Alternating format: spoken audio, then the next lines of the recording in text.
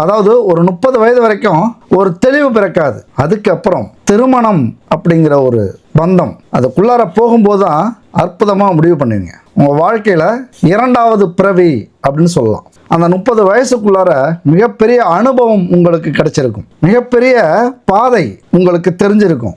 எதை தேர்ந்தெடுக்கிறது, வாழ்க்கையில் யாரை நம்புறது, அடுத்தது என்ன செய்யறது, இப்படிலாம் பல ஐடியாக்களை பல பாடங்களை கற்றுக்கொண்டு அந்த வாழ்க்கைங்கிற பாடத்தில் இறங்கும்போது தெளிவாக இறங்குவீங்க. ஆனால் எப்பொழுதுமே ஒரு நம்பிக்கை இருக்கும். கப்பலே கவிழ்ந்தாலும் நாம் தப்பிக்கிறதுக்கு ஒரு வழி கிடைக்கும், நம்மளை காப்பாற்றுறதுக்கு எதுவாவது வரும். அதாவது ஒரு கடன் வச்சிங்களேன், லட்சக்கணக்கில் கடன் ஏறிக்கிட்டே இருக்கு, அதை அடைக்கிறதுக்கான வாய்ப்புகள் வரும்.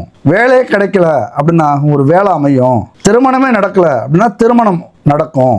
அப்படிங்கிற ஒரு அதீத நம்பிக்கை உங்கள்கிட்ட உண்டு. அந்த நம்பிக்கை தான் உங்களை அப்படியே கரை சேர்த்துக்கிட்டே இருக்கும். இந்த நம்பிக்கையை இதுவரைக்கும் மட்டும் இல்லை, எப்பொழுதுமே விடாதீங்க.